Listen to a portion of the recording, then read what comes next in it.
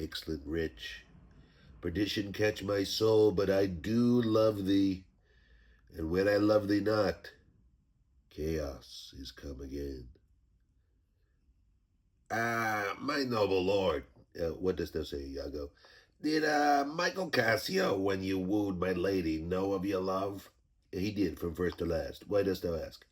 But for a satisfaction of my thought, no further harm. Why of thy thought, Iago? I do not think he had been acquainted with her. Oh, yes, and went between very oft. Uh, uh. Indeed? Indeed? I indeed. Discernest thou aught in that? Is he not honest? Honest, my lord. Honest. Aye, honest. My lord, for aught I know. What dost thou think? Think, my lord. Think, my lord. By heaven, thou echoest me, as if there were some monster in thy thought too hideous to be shown. Thou dost mean something. I heard thee say even now, thou likest not that when Cassio left my wife. What didst thou not like? If thou dost love me, show me thy thought. My lord, you know I love you. I think thou dost. And for I know thou art full of love and honesty, and weighest thy words before thou givest them breath. Therefore these stops of thine fright me more.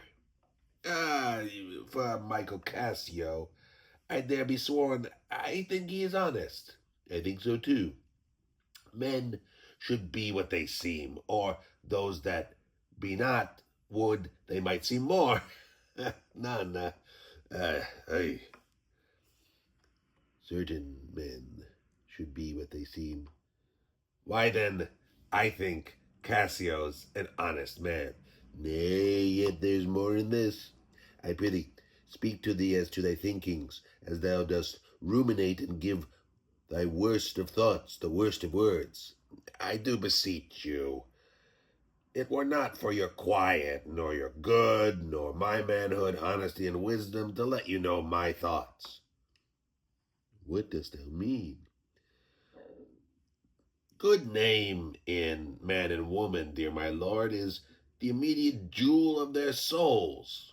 Who steals my purse steals trash. 'Tis something, nothing, 'twas mine, 'tis his, and has been slave to thousands.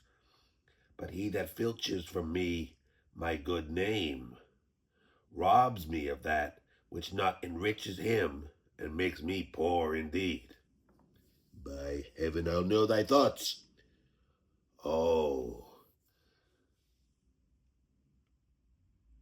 beware, my lord, of jealousy.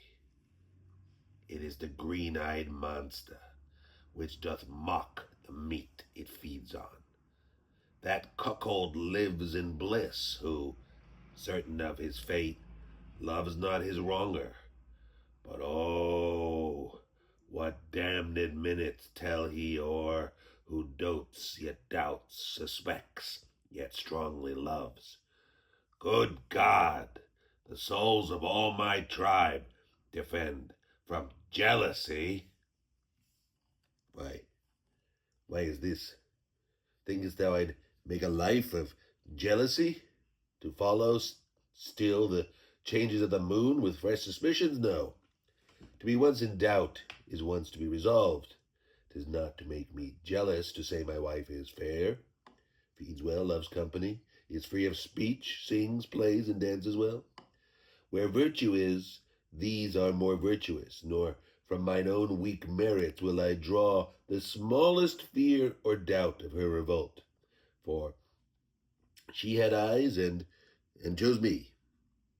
No, Iago, I'll see before I doubt. When I doubt, prove, and on the proof, there is no more but this: away at once with love or jealousy. Shoo! I am glad of this, For now I shall have reason to show the love and duty that I bear you with frankest spirit. Therefore, as I am bound, receive it from me. I speak not yet of proof. Look to your wife, observe her well with Cassio. Wear your eyes thus, not jealous nor secure. I would not have your free and noble nature out of self-vanity be abused. Look to it. I know our country disposition well. In Venice they do let God see the pranks they dare not show their husband. Their best conscience is not to leave undone, but keep unknown. As thou say so.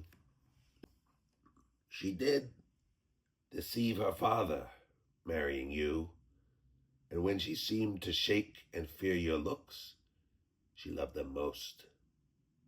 And so she did. Why so? Go to then.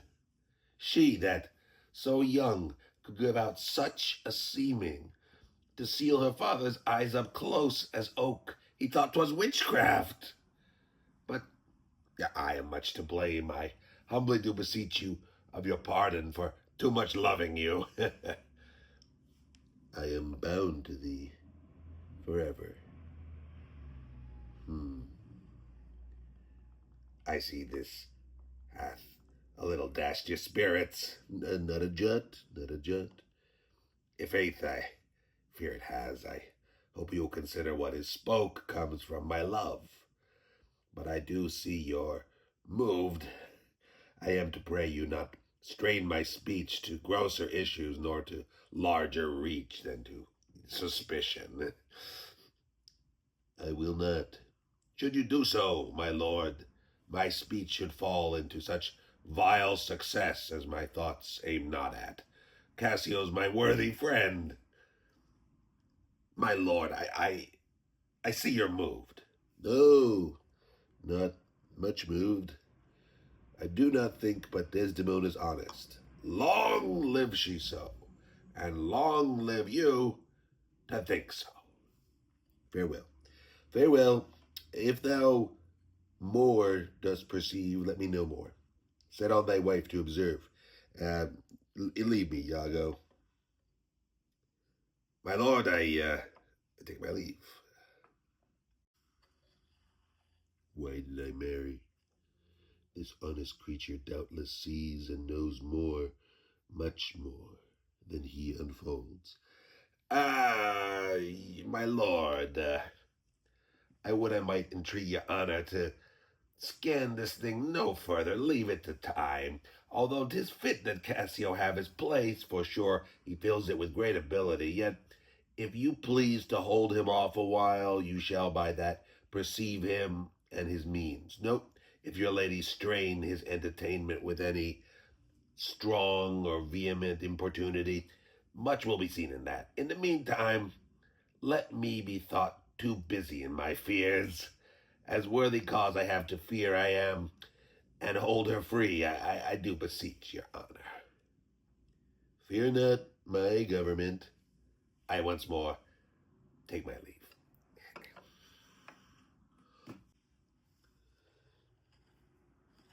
This fellow's of exceeding honesty, and knows all qualities with a learned spirit of human dealings. If I do prove her haggard, though that her jesses were my dear heartstrings, I'd whistle her off and let her down the wind to prey at fortune. She's gone. I am abused, and my relief must be to loathe her. Oh, curse of marriage, that we can call these delicate creatures ours and not their appetite. I had rather be a toad and live upon the vapor of a dungeon than keep a corner in the thing I love for others' uses. Oh, look where she comes.